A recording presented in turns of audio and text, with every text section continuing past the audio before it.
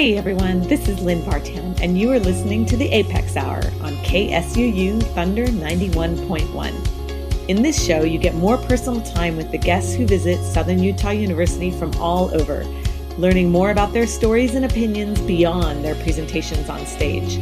We will also give you some new music to listen to and hope to turn you on to some new sounds and new genres. You can find us here every Thursday at 3 p.m., on the web at suu.edu/apex, or email us at suuapex@icloud.com. But for now, welcome to this week's show here on Thunder 91.1.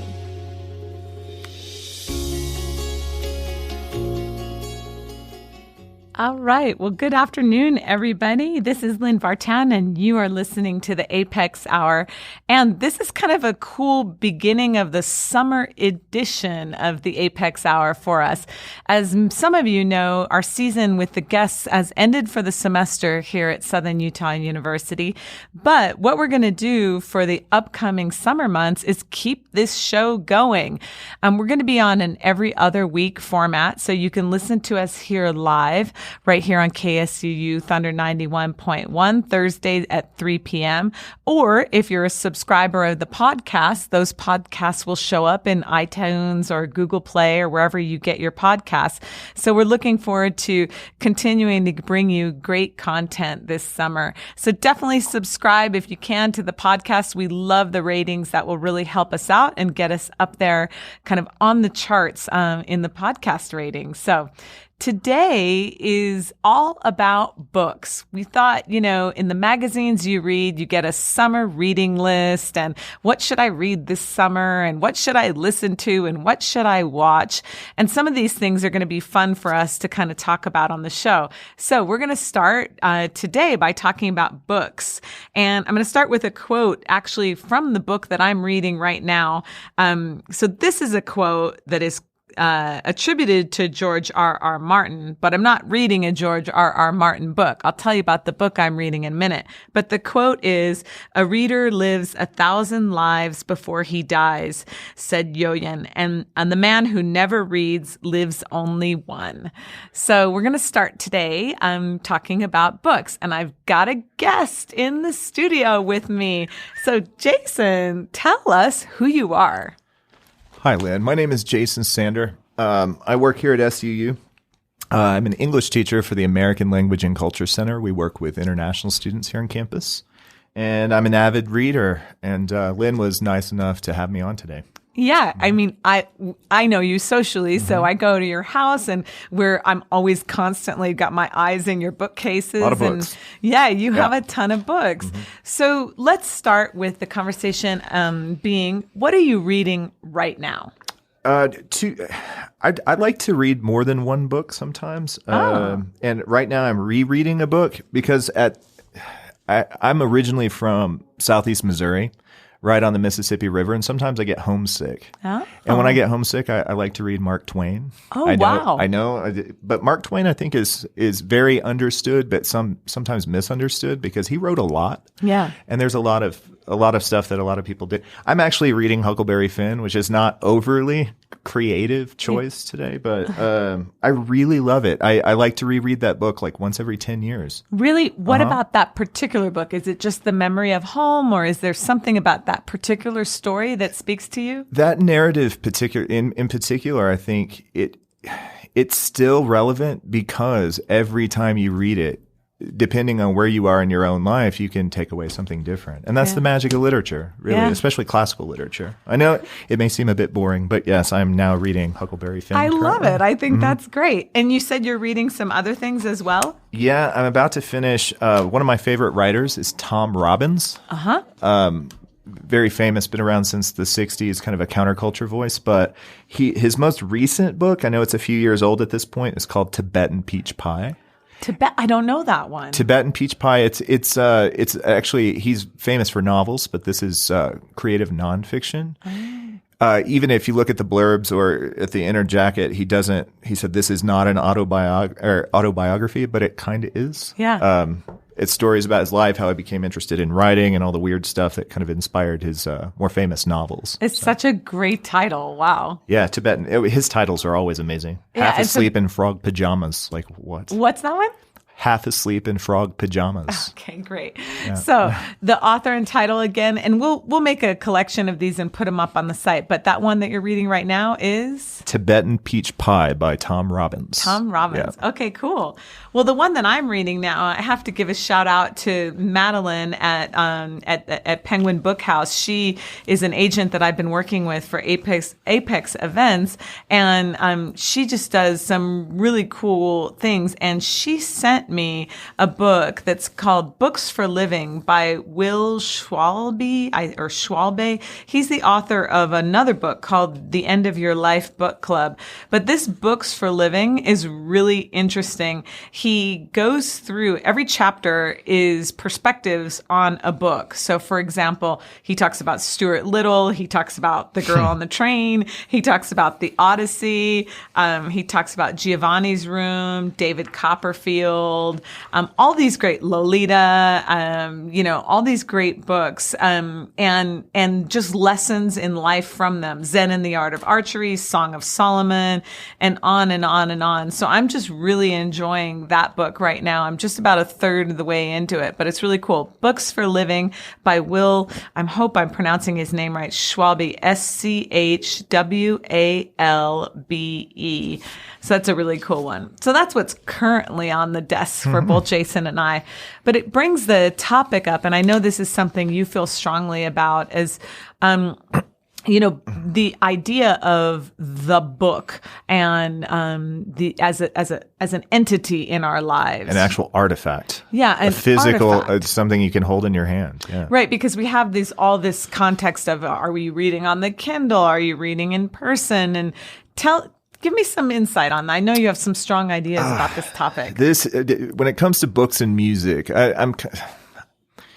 don't know if it's really even a subculture, but growing up, the bookstore and the record store kind of saved my life, Really? Sincerely, yeah. I was a bit of a strange kid, a bit quiet. Yeah. And I kind of found refuge in books and music. Yeah. And I remember even when I was really, really young, the first bookshop I went to, my grandfather took me there, and I never wanted to leave. Oh, wow. In the public library as well. I'd just be dropped off on a Saturday. It sounds really lame, but I would be dropped off on a Saturday. I'd have dreams about it on Wednesday, going to the library instead.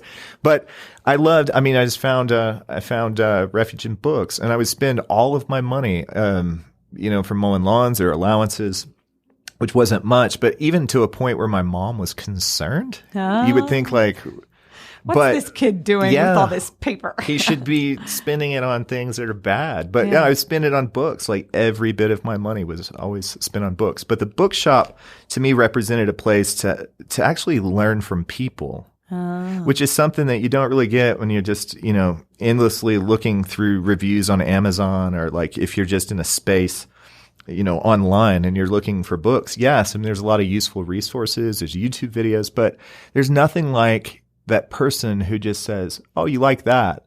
Why don't you try this?" So you mean the people you run into in the bookstore? I've made lifelong friends in bookstores. No way, really? Yeah, two of my first girlfriends. Those weren't all successful, but when you meet someone in a new age section of a bookstore, sometimes it's a flag. Stay away. Yeah. Anyway, sorry, Angie. Yeah. That's so cool. Yeah. So can you describe for me, I'm thinking of like the little boy in you going into that bookstore, going to that library. He's still alive. He's still very still in there. Alive. He's still in there. Right? Can you describe for me that feeling a little bit? What was it that made that magic happen for you? Was it the idea of did stories kind of jump out at you, or was it all the possibilities, or was it you could be alone with these words and the imagery? What was that? I think for me, being able to absorb things at my own pace, I was always a little bit of a slow reader. Still am. Oh, really? Yeah. I'll take, twice as much time as, the average person to read a book. I just really get absorbed. I think that's really inspiring for people, because I know, friends of mine sometimes get afraid of reading because they think that this is something I'm too slow at, and only the good readers are fast readers. So I think that's really inspiring for you to share that. And for anybody listening, we may have some young people listening who aren't excited about reading because they feel like they're maybe not good at it, or, Sure. So this is a good testament to that not being the case. You can read if you want to read. Absolutely. And having just being able to experience things in stories. I was also very lucky to grow up in a family of storytellers. Oh. More of an oral tradition. So they were readers. Like even my grandfather, whose biggest inspiration, he was the one that took me to my first bookshop, and one of the things that he he had a 5th grade education, but he was a reader. Yeah. Like from, a very young age until the day he died. I mean, he always had a book in his hand. So I think maybe being surrounded by those people, and he was very patient, and I always wanted to be patient. And I thought by reading, like doing something, slowing down, getting away from like all the noise in my day, it was just a really cherished time. So I really needed that. Not just, I was, I think, addicted to that silent time, because when you have a book, people don't mess with you. That's beautiful. No, that's beautiful. I've never thought of that, Lynn. That's beautiful. And so important now. I mean, you knew it you're like the sage child, you knew this then, but we need this now. I mean, it's more than ever, that opportunity to feel like it's okay to just stop, to just slow down, to just take a minute, and also to have some privacy in your own thoughts. A quiet space to just engage in something and one thing. And you bring up an interesting point. I think one of the things that I find really interesting, I went to a movie, for example, based on a book that I'm going to talk about today. Great. But I went to a movie and I look around and you see not just younger people, but older people as well on their phones, and they can't just watch a movie. Right. They have to be doing other things. Yeah. With a book, you can read a book, but you can't really cook or do other things while you're reading a book. You have to be in that place. That's so true. And maybe that's why it's a bit of a tough sell, because people have trouble just being in where they are. But the amazing thing is that we're seeing a resurgence of books and bookstores and getting those things in our hand again. So maybe it's not as hard of sell anymore. Maybe people are craving that again, which is awesome. Cool. Absolutely. All right. Well, let's take our first little musical break. So Jason is also an incredible musical connoisseur. Oh. We're going to have him back later in the summer to talk about music. So I tried to find some interesting things to show him. Okay. And I think this first one is really great. This is a group called Balkan Beatbox. Oh, yeah. Okay. See, he totally knows. No, well, I'm sorry.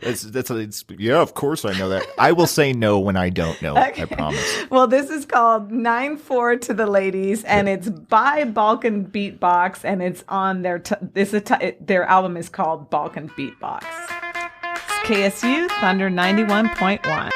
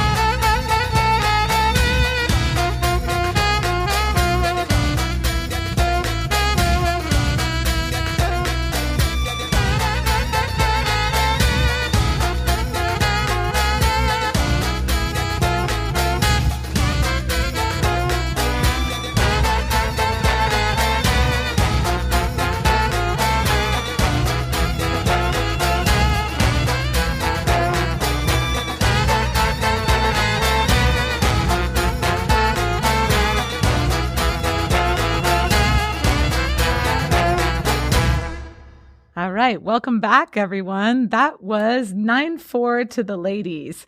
And the band is called Balkan Beatbox, and the album is called Balkan Beatbox. And I'm Lynn Vartan, and you're listening to the Apex Hour.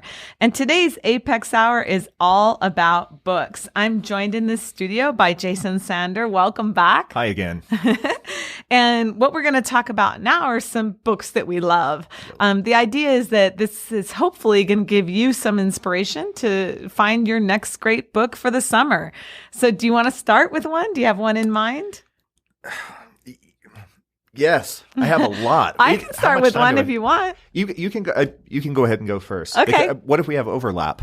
That would be weird. I don't think we will. Okay, go ahead. Actually, you can go ahead and start, Lynn. Well, we might have one overlap, and that's if we're going to talk about The Wave by Susan Casey, which we both love. So maybe I'll start by talking about that. But we won't talk about it too long because, of course, we've had Susan Casey in the studio as a guest on the Apex Hour podcast and radio show. Yeah. Can I interrupt you just for a moment? Of course. I would just like to say thank you to you for having me. I got to go to have lunch with Susan Casey. She's one of my literary heroes, actually. Oh, and it was really thrilling for me to get to talk about subjects that no one will talk to me about, like big wave surfing. You guys were talking about like leashes on surfers and all weird this stuff. Yeah, I mean, who wants to talk about that? No one. Well, but thank you. I just want to say thank you you're so in a welcome. public space. Oh, thank you're you. so welcome. Thank you, It was a joy. I mean, she was awesome. Just such an amazing guest to have. And all to say that if you haven't yet read her books, they are fantastic. And I would recommend starting with The Wave. But she also has Voices in the Ocean, which is the dolphin story, and Devil's Teeth, which is the shark story. But The Wave is just so much fun to read. It's that great blend of like honesty and direct and entertaining at the same time. So anyway, that's probably our only overlap. Yeah, I agree. It's a wonderful book. It's a great book. Even if you're not, I mean, it seemed like it would also be a tough sell. There's science in it, but there's also, it's about sport, big wave surfing. But Susan Casey has a wonderful style, prose style. She was a journalist, but she also has elements. It's very literary. Her narratives, can keep up with any fictional narrative, and they're entertaining narratives. That's true. So she could talk about any subject, and it really is sincerely. And if you want to hear more, you can check back in the podcast archive for the podcast with her, talking about her writing. And we got into some great conversations about other things as well. So the book that I read most recently that I really loved is a book called Americana by Hampton Sides. Really wonderful, wonderful author. He is an author and historian. He's written for The New Yorker, NPR, all kinds of different news and media outlets. And Americana, of course, there are stories, but what Americana is it's a collection of basically his favorite articles that he wrote for the New Yorker and for other places. And if you look at, I'm looking on the description on Amazon, and this is the description: Harley Davidson bikers, ... Grand Canyon river rats, ... Mormon archaeologists, ... spelling bee prodigies, ... And the very first story starts out with great skateboarders. And so I just really enjoyed it. I really enjoyed the writing style. I really enjoyed the slices of Americana that he was writing about. And so I definitely highly recommend it. Of course, all the books we're talking about are widely available. He has many other amazing books as well, but I think as an intro into his writing, this is a really great one. Americana: Dispatches from the New Frontier by Hampton Sides. So that's kind of the one I wanted to start with. All right, your turn. Nice. I will go back to this name. He's one of my favorite living American authors. His name's William Vollmann, and he's won the National Book Award for a book called Europe Central. Oh, okay. Pulitzer Prize. I think he's been up for. He's an award winner, but very few people know. Like, most recently, he makes these 5,000 page like doorstop books about any like on subjects anywhere from like migration patterns of ancient people to I want to concentrate on a book and it's relatively short. It's nowhere near even 400 pages. It's a book by him. It's called Riding Toward Everywhere, and it's a book about hopping trains. Ooh. Now, I am not here to advocate, especially if you're young, don't hop trains. Read the book and you'll see why. It's very dangerous, but it is incredible because it's a very American story. It's about hobos, and he's an intellectual, but he does a great job of writing beautiful prose for people. You don't have to have an advanced degree in literature to understand his books and to connect to them. He does an amazing job of really painting the portrait of the American landscape through the lens of, downtrodden. Yeah. And it's amazing. Do you know anything about what his process was like? Did he kind of live and do that? Yes. So this book is actually it's him and a close friend of his who had quite a lot of experience doing this. I don't know if he was I can't remember what his friend's job was, but they're both professional people. Uh-huh. And he takes a couple months out of the year, every year, to just go hop trains. Wow. And he talks about every year, not just once in his life. He kind of does it. William Vollmann, I don't know if he has kept this up as a hobby, but this other guy did. But yeah, he does hobby. This. Yeah, he does this like some people go to, the Bahamas for vacation. He gets a flannel and a backpack and he hops trains. That's insane. It's something. It's a very beautiful American, very romantic story. Wow. But there's some filth that comes in this book. I mean, it's not safe. You have people on both sides. You have criminals, and then you have the cops trying to catch them. And in this book, he does a really good job of keeping kind of an open mind. He's not just like the man, like he tries to understand both sides of this, and it's I guess a subculture of people who do this. Some people do it for a living, some people do it for fun. I had no idea that it was a thing. Yeah, I never knew that there was like people who vacation by being hobos for 2 weeks to 2 months. Some people do it for half a year even. That book sounds fascinating. Tell us the name of the book and the author one more time. Again, the book is called Riding Toward Everywhere, and it's by William Vollmann. Mm-hmm. 2 N's at the end of Vollmann. Vollmann. Okay. Vollmann, yeah. That's great. Well, I can't wait. I'm going to definitely put that one on my list. I have another one, and this is not a fiction book. It's actually kind of more of a how-to book, and it's a book that I recommend a ton to my students and really to anybody creative. The book is called The Creative Habit, and it's by Twyla Tharp. And if you know the name Twyla Tharp, you may have heard the name. She's a very famous dance choreographer, and is really well known in the dance scene. And the thing that I love about The Creative Habit, she starts with how to deal with the empty page, and it's not just for dancers. It's not just for musicians. It really could be for anybody addressing the creative process in any way.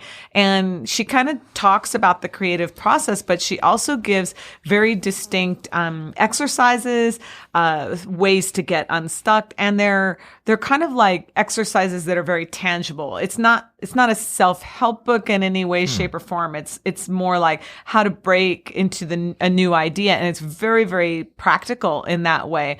And she talks about that, how do you face like the empty room as a choreographer, or the blank canvas as a painter, or the computer or the empty page as a writer, or for musician, it could be getting into the practice room. And I just really love she's very vivid and fierce about how she approaches the project and the process.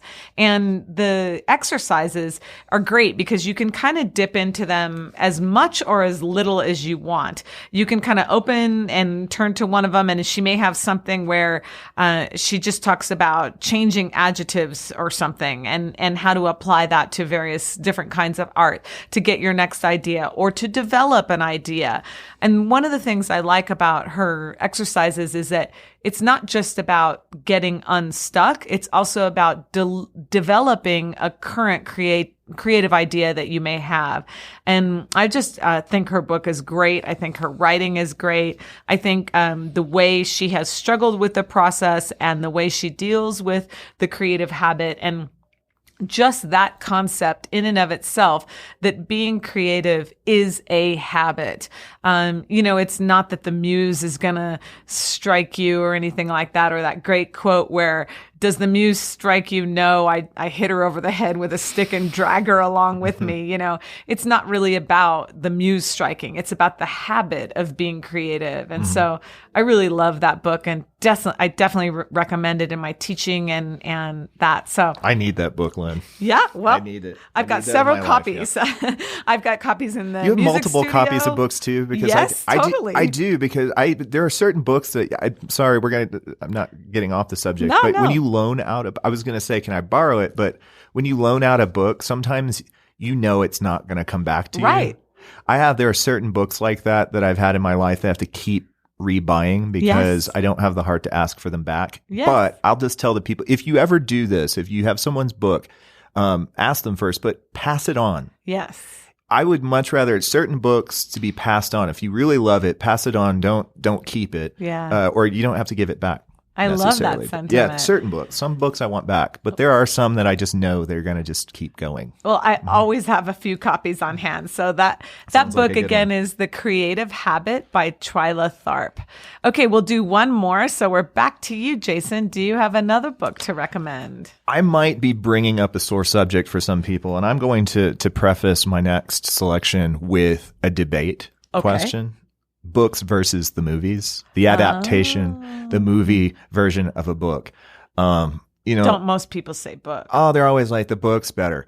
And there are occasions when like I've seen a movie that is actually better than the book.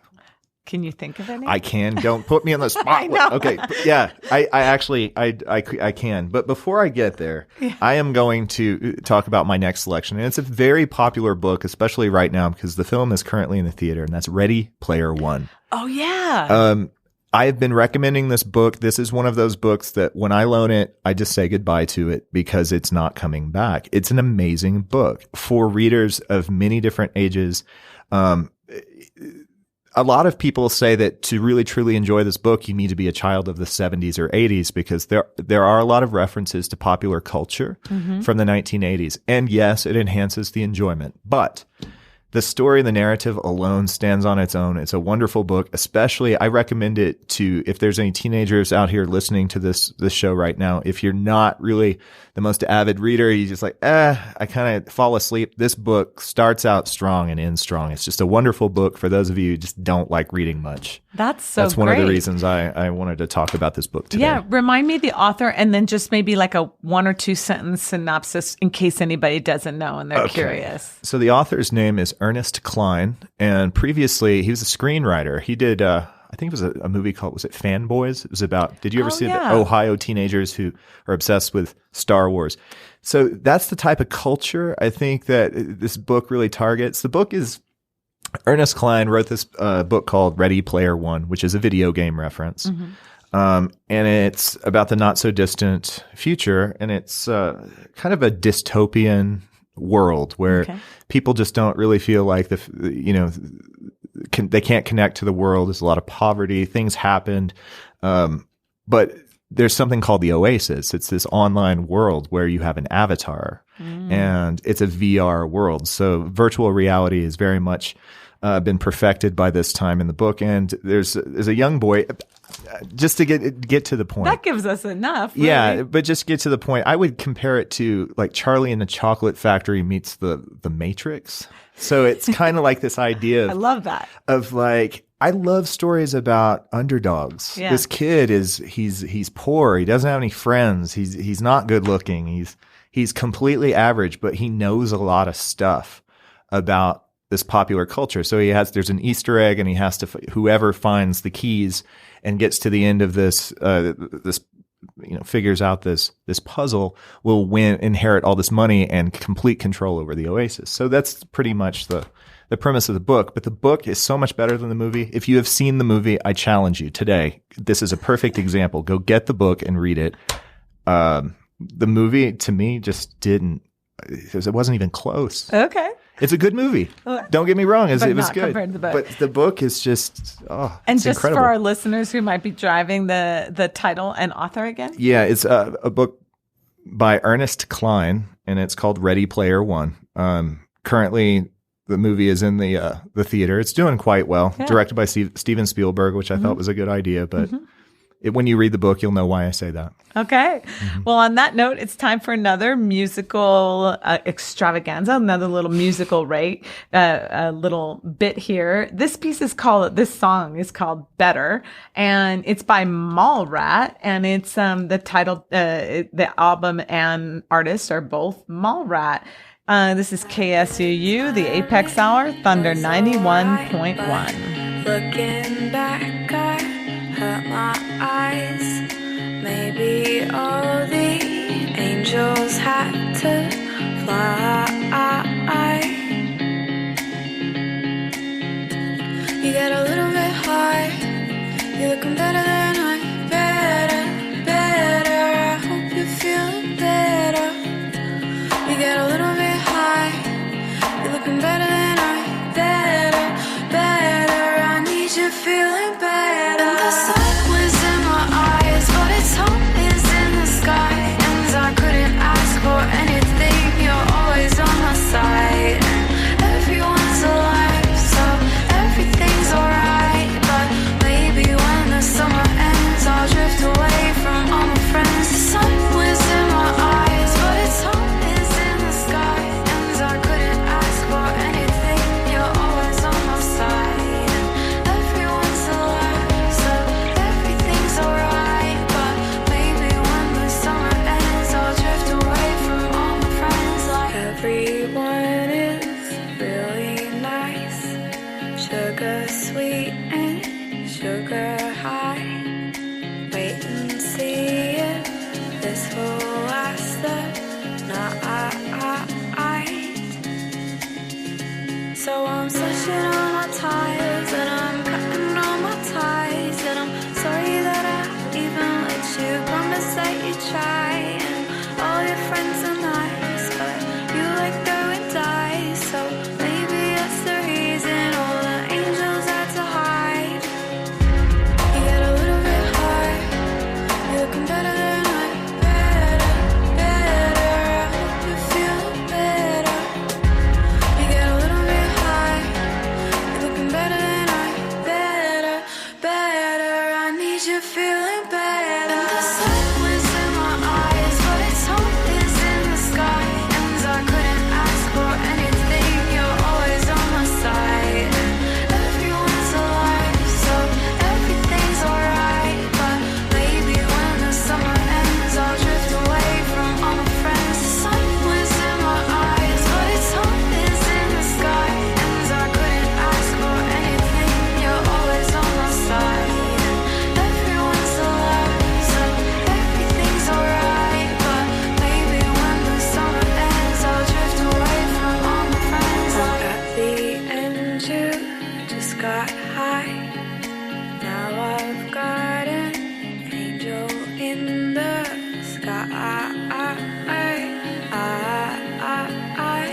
Now I've got an angel in the sky. Welcome back. This is the Apex Hour. My name is Lynn Vartan, and you're listening to KSUU Thunder 91.1. And today we are talking about books on the Apex Hour. Jason and I are in the studio. Welcome back, Jason. Hi, Lynn. Thank you. Thanks again for having me on today. It's a lot of fun. I'm I love enjoying talking about every books. minute of This it. is just great. And Jason's going to be back later in the summer. Again, we're going to be going to a 2-week format here for the Apex Hour. So every other week, you can find out exactly which dates on suu.edu/apex. We have the dates for the summer shows there. Or you can just subscribe to the podcast and listen to at your leisure. The podcast is called the Apex Hour. All right. So we're talking about books, and I'm going to start. And I have one that is totally fun trash reading. Awesome. Fantastic. So There's those times where I have been known to watch Bravo television and Housewives and all kinds of stuff. Bravo. Oh, yeah. I have a guilty pleasure, or a guilty pleasure, too. I'll just make Lifetime television for women. I'm a big fan. I used to. Is that even still a thing? Oh, yeah. Because I used to watch, it's like 15-hour movies. Yeah. A woman kills her husband and gets away with it. Lifetime has a really big show right now, the show Unreal. Okay. I think that's on Lifetime, and it's a show that's a scripted show, but it's a scripted show about a show like The Bachelor. Whoa. Yeah, it's intense, actually. Unreal. Yeah, but I watch that. Anyway. Bravo. Sorry. Bravo TV. So sometimes, I don't want to watch TV for my chewing gum pleasure, so to speak. I like to read a book. And there's an author, Michele Scott, and her name is her spelling is Michele, 1 L, and then Scott, Scott. And she has this series of mysteries that all take place in and around wine country. And they are awesome. It's all about this girl who sort of, starts by falling in love with the richest vineyard owner and all of this stuff. And then she ends up kind of as an amateur detective and solving all these murders that happen. There's a murder each time in the book, and there's a great dog in the book that they have. And so she ends up living this idyllic life in Napa Valley on a vineyard, but yet also solving all these mysteries. And the other really fun thing about the book is that there are recipes throughout the book. It's one of these, it's probably there's a name for this genre of like food mysteries. And so there's all this super fun and elegant kind of California style cuisine.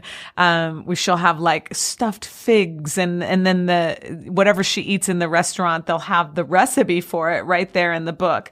And so every couple of chapters, you'll have that. And I just think it is like watching a super fun TV show. And so I would highly recommend them if you're looking for something really fun and really playful, and it's got great recipes. It's any of the wine mysteries by Michele Scott. Sounds. Here's the thing: people oftentimes think that it's like books or music that you have to be really sophisticated. Absolutely not. I mean, like what you like. Yeah. Don't be afraid to talk about and recommend what you like. Isn't it totally the case for movies and music? I mean, Sure. sometimes you want to watch a really heavy movie, and sometimes you want to watch just like a silly, fun, animated whatever thing. I mean, Gravity is Rainbow. It's a great book, but listen to the title. That is a heavy title. Yeah. Love in the Time of Cholera. That doesn't sound fun. So, you don't have to read books that are on everyone's list. It's, I'm smart, I've read this book. Yeah. It's a personal journey. So. Yeah. And so I like my little wine mysteries right alongside with the deeper stuff that I get into as well. So I'm going to follow that up with a really heavy book. Okay, so that's perfect. All right, so I have the absolute opposite. Actually, it's not. It's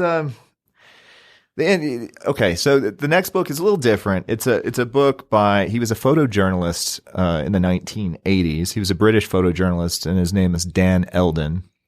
Very young. He was in his early 20s, actually, when the majority of this book was put together. But the book is called, let me get this right, Chronicles, let me see here. The Journey is the Destination. So it's a book of, it's actually an art book. If you're looking for it, the genre, it would be art.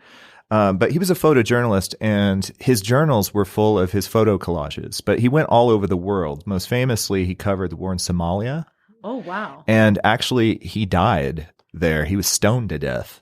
Died tragically, and he was actually he had made the decision to leave because things were getting really heavy. Oh, wow. But he had been convinced to stay and cover one last event that was happening, and he was actually murdered, which kind of adds the heaviness. But it's also beautiful because when you look at this young man's work, it's inspiring because he had such a passion, not only for photojournalism, but the actual subjects, the people. And he had an eye for the beauty in the most horrible situations, he could pull out something beautiful. And I highly recommend this book. It's not like a standard narrative. Like I said, these are journals. There's a lot of collages. He writes in parts, but mostly it's family, friends, subjects, people he interviewed,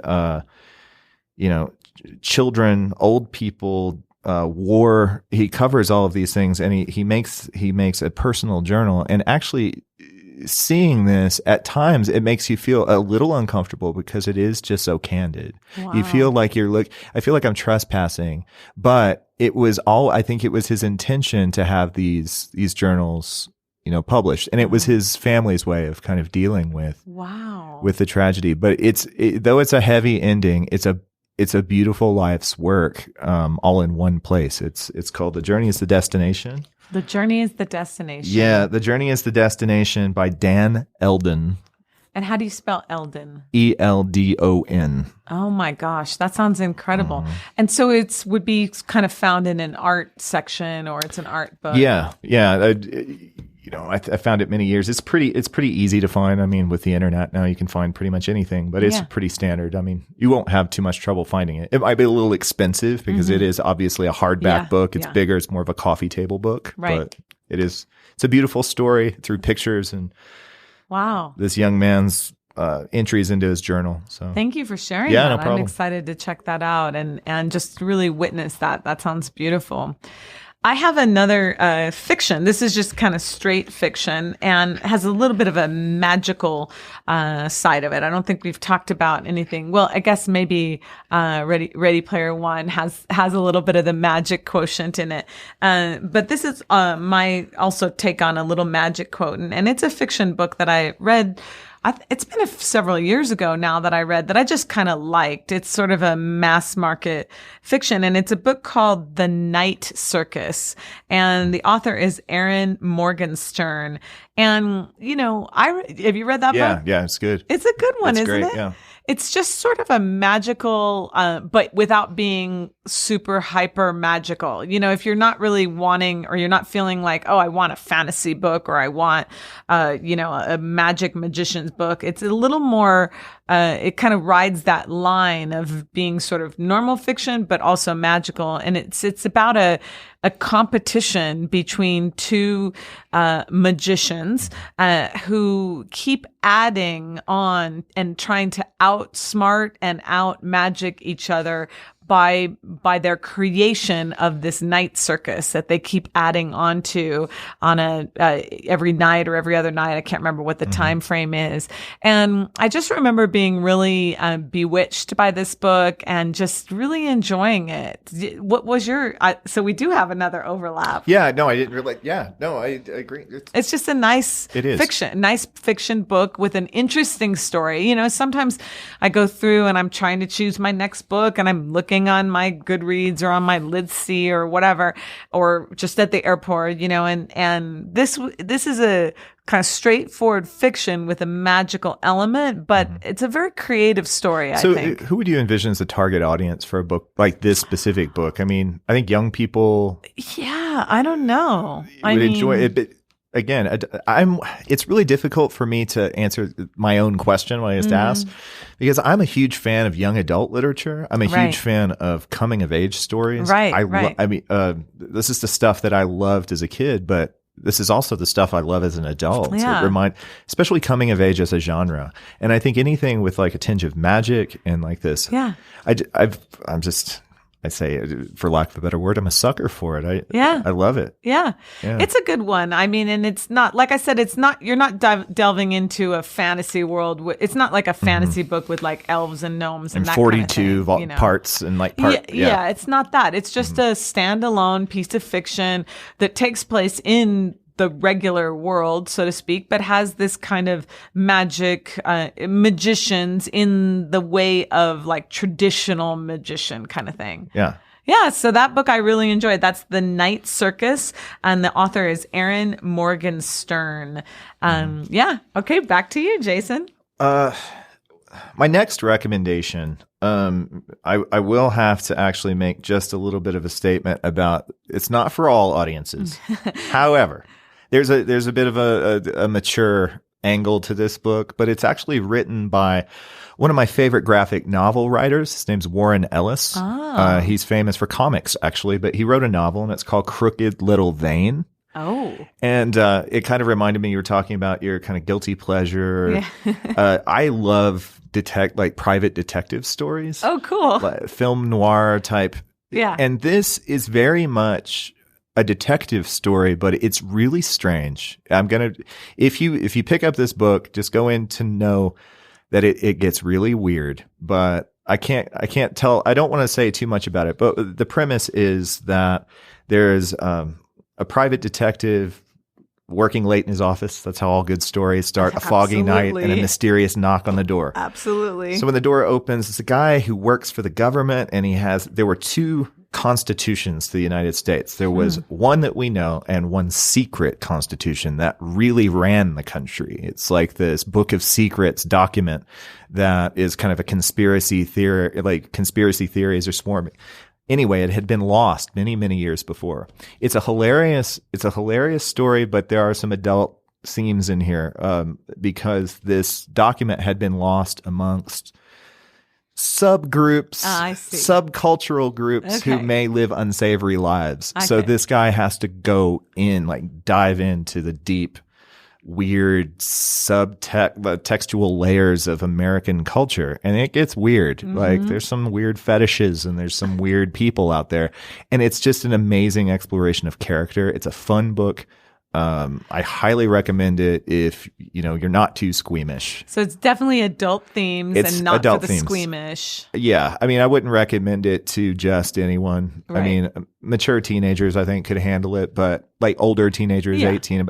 But it's not. It's not.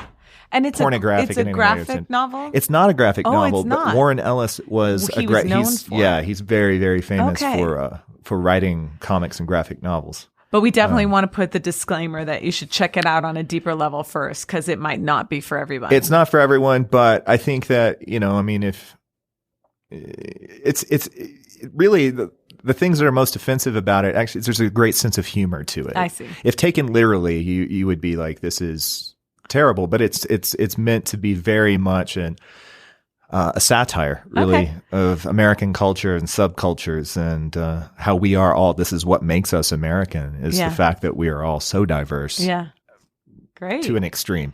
And so tell us, well, it seems like it with this one. Tell us again the name and the author. Okay, the author is Warren Ellis, and the book is called Crooked Little Vein. Oh, great. Yeah, okay, it's a great book. Well, I know that Jason has to get off to class, but let's see if we can pressure him to give us one more recommendation. Do you have another one offhand, or maybe something you're itching to read that's on your up next to read list? The book I really want to read next, I'm waiting in line because my wife is actually currently reading the book. And it's one of those things that we don't read books at the same time. Yeah. But sometimes it's I had this book, it was laying around, and I left it laying around on the coffee table a little too long, and she picked it up. So now I have to wait my turn. See, that's what happens. Yeah. And actually, I wasn't expecting to talk about this, but you asked, and it was, hold on. Well, while you're looking for that, I'll give one more title. I'm terrible with titles. Okay, I'm terrible with titles and author names. Me too. I have to really do prep. I know. But it's All the Light We Cannot See. It's very famous. Oh, right? yes. Number one. All the Light We Cannot See. It's a famous It's a very super famous book. And I love it. I just read the first page, and the prose in this book is just it's poetry from the first page to the last page. It's beautifully written. And I'm a big fan of reading things for the story, but also for the style. And my first degree was in literature, so the analysis. I like heavy literature too. Right. I like trash, and I like heavy trash, I guess. But no, I really do enjoy great books and great literature, and this one looks just beautiful. Great. And I don't know the author's name. I'll have to look it up real quick. I'll have to cheat. Yeah, you can totally do that while I talk about the one that I'm going to... I have a whole list for this summer. Oh, my gosh. As that happens. And the one that I kind of got up next, I've been meaning to read for a while. And the title is The Apparitionists. And the author is Peter Manseau, Manseau. And the tagline, I think, will get you interested. Again, it's called The Apparitionists, and the tagline is a tale of phantoms, fraud, photography, and the man who captured Lincoln's ghost. Wow. I know, Heavy. right? Wow. Well, it is what it's about is it's an expedition through the beginnings of photography and all of the deceptions that were taking place at that time, all the false, when photography first came to be, and you maybe this is a hobby of yours, but when photography first came to be, they really thought they were capturing like the essence of people's spirits on those plates on film. And so along with that came a lot of deception and falsification of that and this kind of thing. And so this book, I mean, it's one of the, Publishers Weekly's top 10 books of 2017. It's got all these great New York Times Book Review, Wall Street Journal, blah, blah, blah. The path of the story loops through the Civil War, the Telegraph, P.T. Barnum, spiritualism, and a trained seal. And yeah, that's how one of the quotes. It's just throwing darts at random topics. No, it's all. And we're going to put it all in that book. But it's really telling. I mean, it's historical. It's a historical story, but told with that kind of very fiction type style. And I'm just really excited about it. So that one's called The Apparitionists, and again, it's a tale of phantoms, fraud, photographs, and the man who captured Lincoln's ghost. And the author is Peter Manseau, Manseau. So that's on my next up list. So this is on your summer reading list. Yeah, one of the 10 million things on my summer reading list. Yeah. So I think we're basically out of time today, and I just want to say a huge, huge, huge thank you to Jason for joining me in the studio. This is such a thrill for me, Lynn. You do such great work here at this university. Thank you. Sincerely, we really appreciate it, and thank you for having me on today. Thank you very much for coming on. Thanks. I'm going to hold you to my future invitation to do music with you as well. We have to bring it. I'll have to cart a turntable in here, though. We can do that. Can we do that? We could totally make that happen, of course. Turn this into 1977? Absolutely. All right. I think our audiences would love that. So come by the studio. You can see us do this live and stare at us through the window. We'll be happy to all our mini fans. That would be amazing. Yeah. So again, we're going into summer here. We're almost done with our semester at the university, and we're going to a 2-week model for the Apex Hour. If you're interested in listening live on the specific dates, those will be on our website, which is su.edu/apex. Or if you would like, which we would love for you to do, subscribe to the podcast, leave us a rating or a review to let us know how you're enjoying it so that we can get our podcast here in Cedar City at Southern Utah University more known and more subscriptions to it. That would be just great.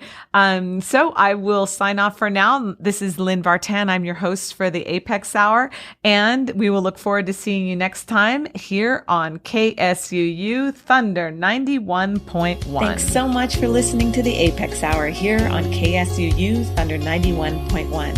Come find us again next Thursday at 3 p.m. for more conversations with the visiting guests at Southern Utah University and new music to discover for your next playlist. And in the meantime, we would love to see you at our events on campus. To find out more, check out suu.edu/apex or email us at suuapex@icloud.com. Until next week, this is Lynn Vartan saying goodbye from the Apex Hour here on Thunder 91.1.